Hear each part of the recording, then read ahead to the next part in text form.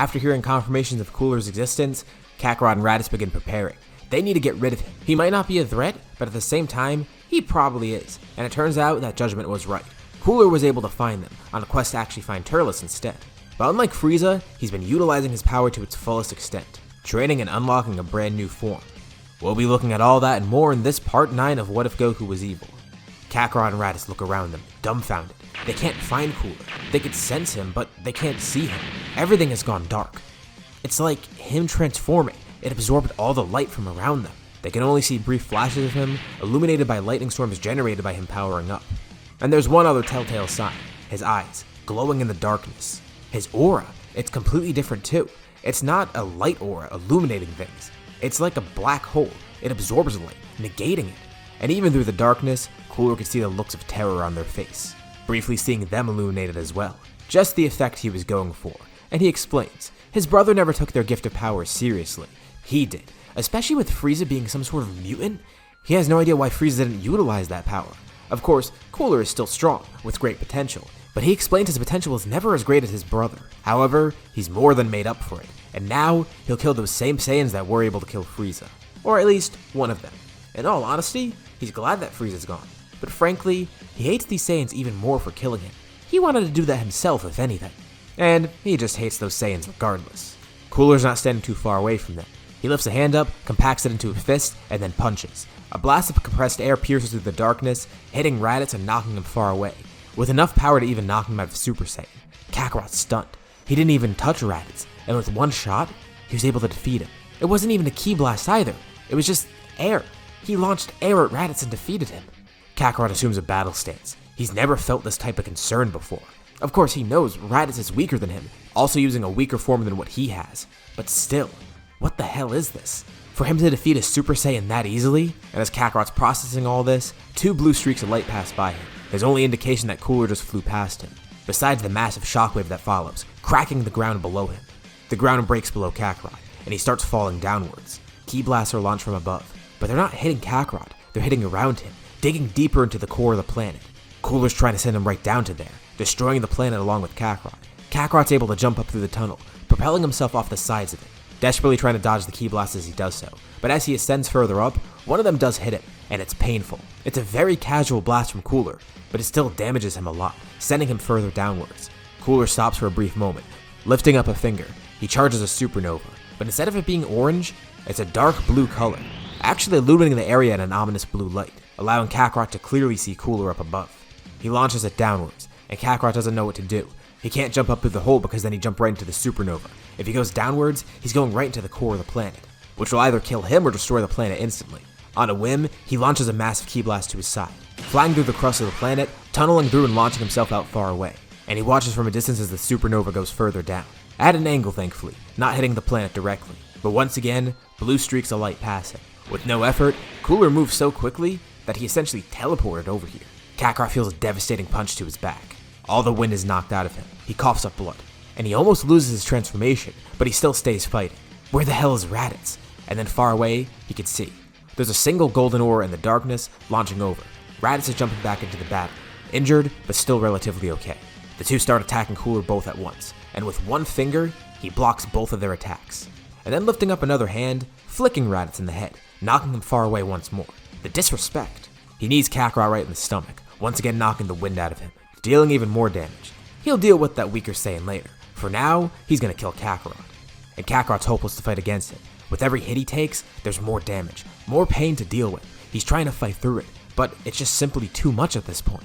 Kakarot de-transforms out of Evil Saiyan, now in his base form, and Cooler laughs. He finds it hilarious that these Saiyans thought they could beat him. It seems he came here at the perfect time. Sure, if he met them a little while later, and they had more time to prepare, maybe they would have been able to defeat him. But Cooler's very glad he stumbled upon this planet, and if these Saiyans are any indication of the strength of Turles, he shouldn't have a tough time with that guy either. These two are just obstacles, mere appetizers for him. This fight is just a fun little excursion.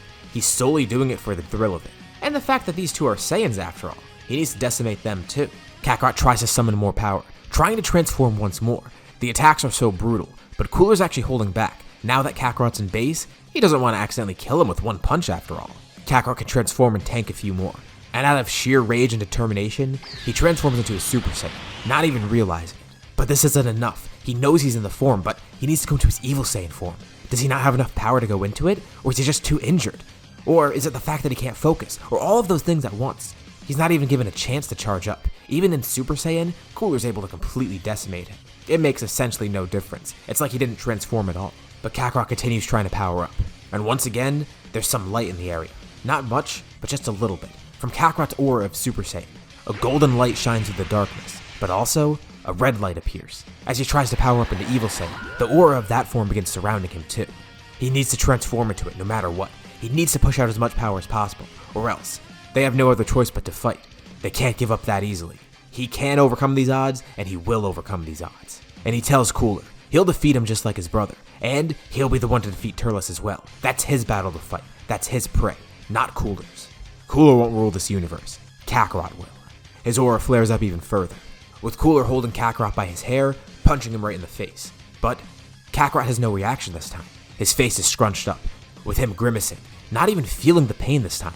Is it the adrenaline, or is it something else? The auras of Super Saiyan and Evil Saiyan mix together.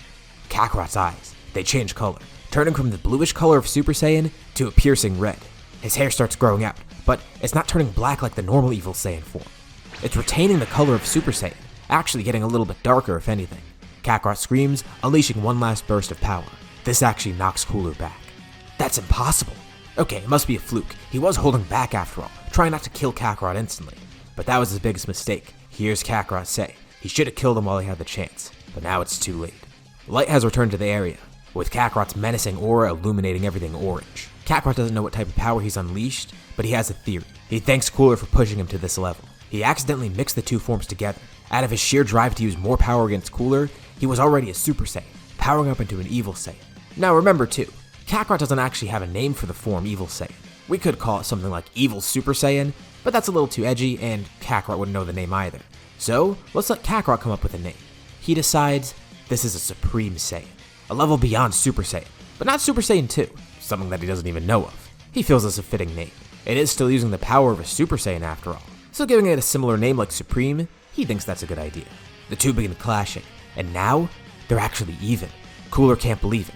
How did he get this strong this quickly? And Kakarot simply tells Cooler he always had the strength within him. He just didn't know what the next step of power was for him. But now he's finally found that. The Supreme Saiyan. This was a level that he didn't even know existed, but he should have realized it before. Evil Saiyan, Super Saiyan, they were two completely separate forms, and now he's utilizing the power of both at once, as Super Saiyan, empowered by the fruit of the Tree of Might. And he tells Cooler, yeah, his new form may be powerful, and it may be flashy, or I guess the opposite of flashy because it doesn't illuminate light, but the point is, it's no match for Kakarot's form, and Kakarot's thrilled to have this power. But at the same time, he's elated to have this fight. Cooler asks Kakarot why he looks so cocky. He hasn't won yet, but he has a stupid smirk on his face. And Kakarot says it isn't because of that. It's just that this fight is getting his Saiyan blood pumping. Of course, his objective here is to kill Cooler, defeat him once and for all. But at the same time, he can't help but have fun with this battle. Cooler's power is astounding. And now that Kakarot's able to finally match it, utilizing a brand new power on top of that, this fight makes him incredibly happy. And this only disgusts Cooler even more. These primitive Saiyans, their minds are only on fighting. If anything, he's doing the universe a favor by ridding it of them. And once more, he lifts a hand up behind him, charging another supernova, this one more massive than the last. Kakarot launches a volley of ki blasts at it, but it just gets absorbed by the attack, and the attack starts condensing into something else. The light produced from it, the ki that Kakarot's launching at it, it's negated. This thing, it's absorbing light, just like Cooler's form. This isn't a supernova anymore. This is a black hole. A fitting name. The attack shrinks further and further, but the power doesn't shrink. Both are named after the remains of a destroyed star, but this one, it's far more powerful. A fitting name for an attack collapsing in on itself. Kakarot closes his eyes, breathing in, and then he starts charging up energy. Cooler brings the black hole in front of him. Gusts of wind are generated around the area. Things are being sucked into it. This isn't just a flashy name, it's acting like a literal black hole. Cooler condenses it in front of him, bringing his two hands together, crushing it in between them, charging it with even more energy. The planet is collapsing around them, and using all of his strength, Cooler pushes the attack forward. Cooler laughs maniacally. Kakarot launches an attack at it, but it's just absorbed by the black hole. He doesn't know what to do. He can't destroy this attack, and it'll probably destroy the planet, killing them out in space. Not too far away, Raditz wakes up. He senses everything going on. What is this power that Kakarot's utilizing? And he looks up into the sky, seeing nothing. All light is being absorbed by the black hole, and Raditz can feel himself being pulled in by it. He doesn't know what to do. but on a whim, he takes the last bit of energy he has, granting it to Kakarot. Kakarot suddenly feels empowered. It's Raditz, lending him some more energy, and Kakarot has a single idea of what to do here. He doesn't try to counter this attack. Instead, he maneuvers around it, launching in towards Cooler at the highest speed that he can. He fakes out Cooler with a punch, and of course Cooler dodges it. But quickly, Kakarot charges up all the energy he can, shifting it into his fist. And just as Cooler dodges his fake punch, Kakarot then swings around, hitting Cooler directly with an actual punch, charged with all of his ki. And it pierces right through Cooler's chest. Of course, it's not enough to kill Cooler, and he laughs, coughing up blood as he does so. His race can survive much worse. But with another hand, Kakarot then launches a blast of ki at Cooler, except it flies right past him, into the black hole. The black hole grows larger and larger, with the planet succumbing more to it. Thankfully, they're basically in the atmosphere at this point, not too close to the surface. But if it grows any larger, the planet's gonna collapse in on it, and Kakarot tells Cooler he's not surprised that he could survive that. But can he survive his own attack? Cooler then feels a hand on his tail. Kakarot grabs it, swinging Cooler around as fast as possible. He tries his best to aim Cooler towards the black hole, launching Cooler towards his own attack. And to seal the deal, Kakarot charges one final ki blast, putting all of his energy into it. This pushes Cooler further and further into the attack, but Cooler laughs. As he flies towards it, he doesn't realize what's happening. He tells Kakarot it's only going to make the attack even stronger, but then he realizes he's hurtling right towards his own attack, and Kakarot's empowering it. Cooler tries to stop himself midair, but it's already too late. The beam of energy from Kakarot hits him head on, a supreme kill driver. It pushes Cooler into his own attack, with the black hole then absorbing Kakarot's ki. Although, the force of this actually pushes the black hole back. It grows larger and larger, but not too massive, flying out far into space beyond the speed of light. Cooler is torn apart by his own attack, and there's no explosion remaining from it. As Cooler is literally torn to shreds, he just becomes part of it. With the black hole flying farther and farther out, hopefully with it dying soon enough, but the planet's already taken too much damage. And Kakarot powers down. Raditz is amazed to see this. Kakarot's now 2 levels ahead, not just Evil Saiyan, but Supreme Saiyan. Although, they can't stick around here much longer. It's a shame. This planet was a nice little base of operations, but they're gonna need somewhere else now. As the planet continues to collapse, the 2 of them are able to escape just in the nick of time. Now, it's time for them to find Turles. First, they'll use the healing pods, and once Raditz gets his form, they'll move out and attack. Who knows what Turles is up to? But Kakarot's confident. Whatever this power is, the power of a Supreme Saiyan, he feels like Turles won't be able to counter it at all. Of course, he has no idea of what Turles is up to at this point, completely unaware that Turles has unlocked a new form of his own. An evolution of Evil Saiyan, but an evolution that occurred much differently than what Kakarot did. He didn't combine it with another form. He just evolved it far beyond where it was by using the same principles that got him that form in the first place, except utilizing the power of stars. He's amazed. The brilliant scientists were somehow able to plant a tree on a star, creating a plant that's able to survive in those conditions. Turles continues consuming more stars, literally consuming their energy, eating the fruits generated by them. He does have to pace himself though. He can't fully control the power yet, and he needs to make sure he can do so before he eats more stars. But he could tell, he's close to controlling this form, and with this great power, it's now time for him to find Kakarot.